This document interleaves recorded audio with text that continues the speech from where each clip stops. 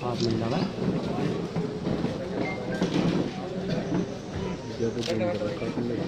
भाई, कोई बात नहीं, अब तुम बोलो।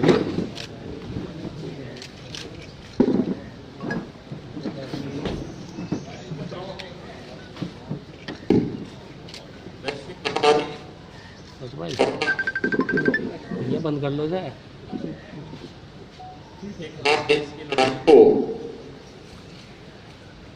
आदरणीय प्रधानमंत्री जी के नेतृत्व में पूरा देश लड़ रहा है। फर्स्ट वेव को कुशलतापूर्वक सामना करने के बाद अचानक सेकेंड वेव का जो प्रहार हुआ,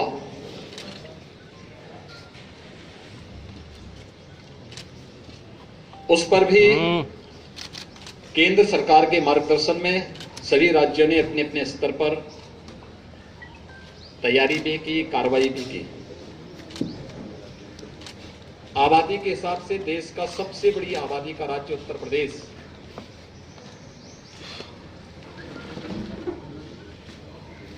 इस पूरी लड़ाई में पूरी मजबूती के साथ अपनी कार्रवाई को आगे बढ़ाया है। प्रदेश के अंदर और प्रदेश के बारे में जो आशंकाएं थी कि सेकेंड वेव में अप्रैल से लेकर के मई के द्वितीय सप्ताह तक प्रदेश में 1 लाख केस प्रतिदिन आएंगे, इसे भी प्रदेश शासन, प्रशासन, हेल्थ वर्कर, कोरोना वॉरियर्स, जनप्रतिनिधिगण और जनता जनार्दन ने मिलकर के निर्मूल साबित किया है।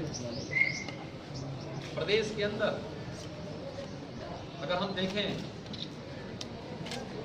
तो सबसे अधिक पॉजिटिव केस आए थे 24 अप्रैल को 38,055। अप्रैल के अंतिम सप्ताह में अगर हम देखें तो पॉजिटिविटी रेट ज्यादा थी, रिकवरी कम। 30 अप्रैल तक पहुंचते प्रदेश के अंदर एक्टिव केस की संख्या 3,10,000 हो गई।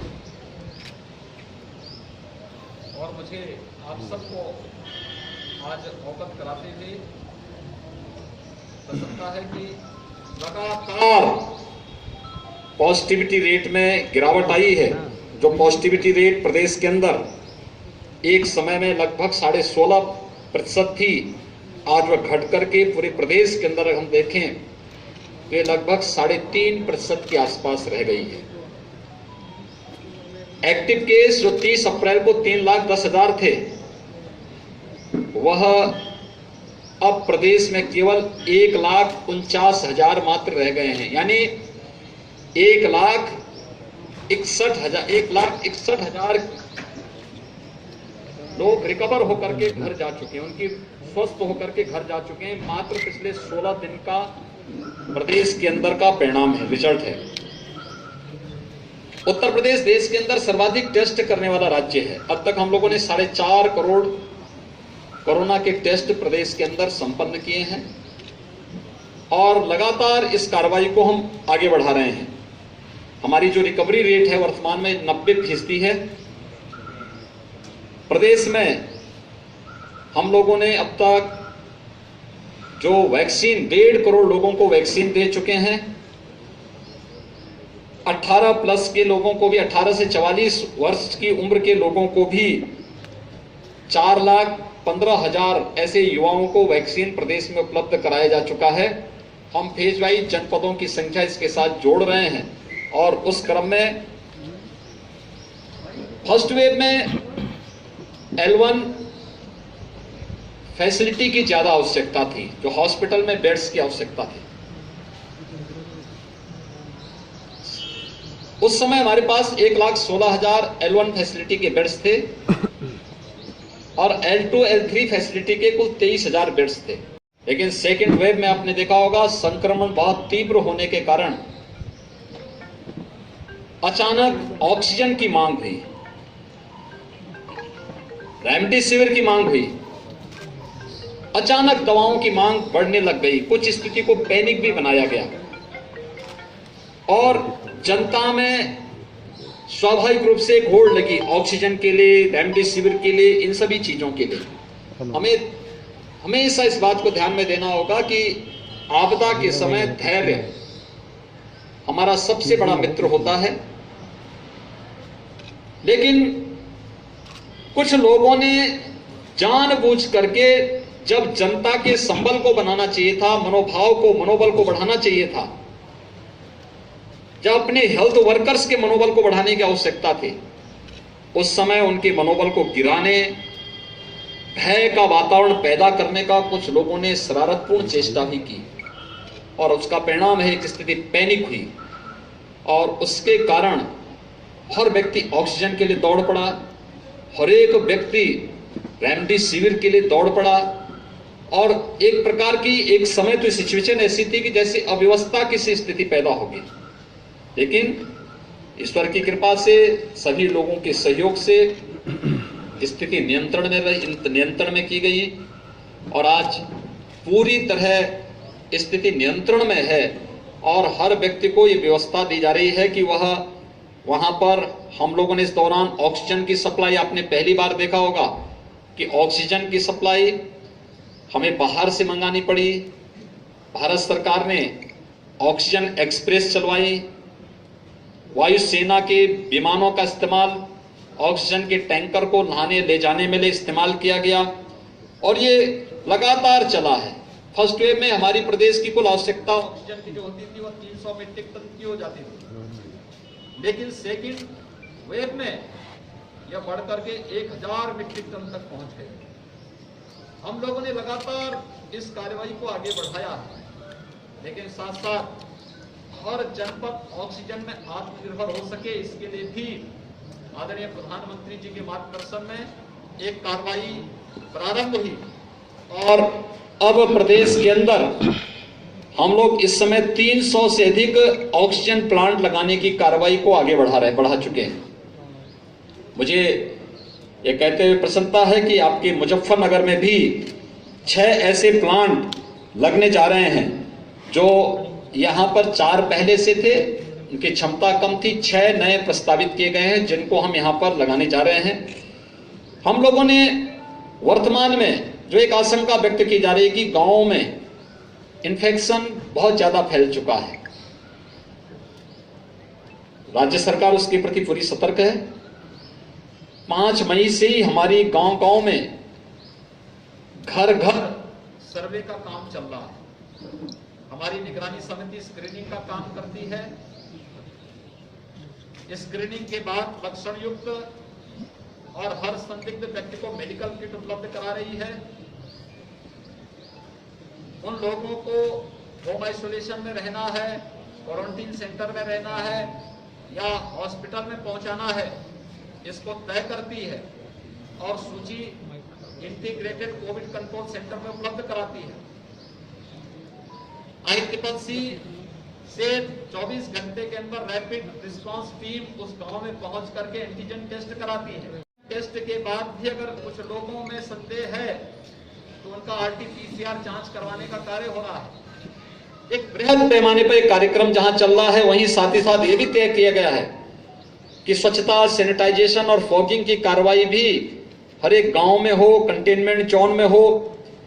राज्य सरकार ने यह भी तय किया है कि हम लोग जरूरतमंदों को मुफ्त में भोजन उपलब्ध कराएंगे। कम्युनिटी किचन हर एक जनपद में प्रारंभ किया गया है। शासन स्तर पर 71 जनपदों में स्वयं चल रहा है, शेष 4 जनपदों में स्वयंसेवी संस्थाएं संचालित कर रही हैं, लेकिन राज्य सरकार उसको सपोर्ट कर रही है।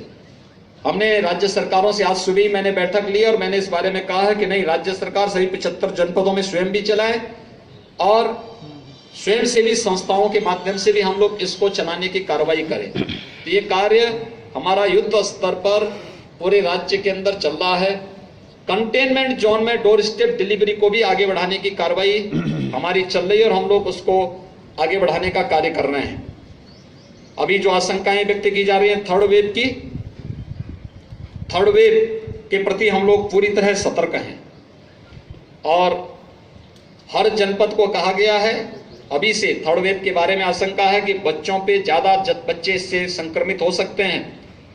यद्यपि पहले ही उसमें कहा, पहली फर्स्ट वेव में ही ये बात कही गई थी कि हाई रिस्क कैटेगरी के लोग बाहर न निकलें, खासतौर पर जिसमें 60 साल से ऊपर के लोग, 10 साल से छोटी उम्र के बच्चे, गर्भवती महिलाएं, कम इम्यूनिटी के लोग, कमजोर इम्यूनिटी के लोग और एक या एक से अधिक बीमारी से ग्रसित कोई भी व्यक्ति ये घर के बाहर न निकले, घर में भी मास्क धारण करें। किसी भी व्यक्ति को बाहर निकलना है, जो शेष अन्य लोग हैं, आवश्यक कार्य से बाहर निकलना हो तो मास्क जरूर पहने और 2 गज की दूरी का जरूर पालन करें। थर्ड वेव के बारे में, जो बच्चों के बारे में आशंका व्यक्त की जा रही है, राज्य सरकार ने अभी से अपनी तैयारी कर ली है। हर जनपद में टीकों के निर्माण की, पीडियाट्रिक आईसीयू के निर्माण की कार्रवाई, मैन पावर की ट्रेनिंग की कार्रवाई, पीडियाट्रिशियन, गायनेकोलॉजिस्ट, इन सब की ट्रेनिंग की कार्रवाई राज्य के अंदर हम लोगों ने प्रारंभ की है। ब्लैक फंगस की भी एक, पोस्ट कोविड पेशेंट में ब्लैक फंगस की एक नई चैलेंज हमारे सामने आई है। कुछ मामले प्रदेश के अंदर आए हैं, उनके उपचार की व्यवस्था की जा रही है।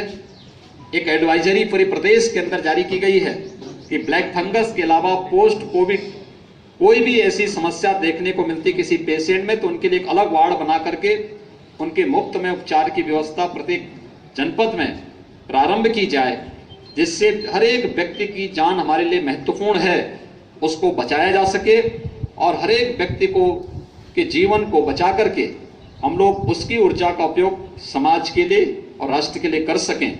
आप सबसे भी मेरी अपील है, राज्य सरकार ने अपने स्तर पर जो कार्रवाई की है, केंद्र सरकार जो कार्रवाई कर रही है, खासतौर पर केंद्र सरकार ने हर एक गरीब को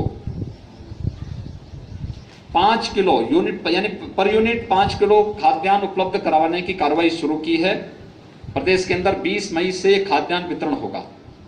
राज्य सरकार ने जून, जुलाई, अगस्त 3 महीने के लिए हर पात्र गृहस्थी और अंत्योदय कार्ड धारक के साथ साथ हर जरूरतमंद को खाद्यान्न उपलब्ध करवाने, निःशुल्क खाद्यान्न उपलब्ध कराने की कार्रवाई को अपनी मंजूरी दी है।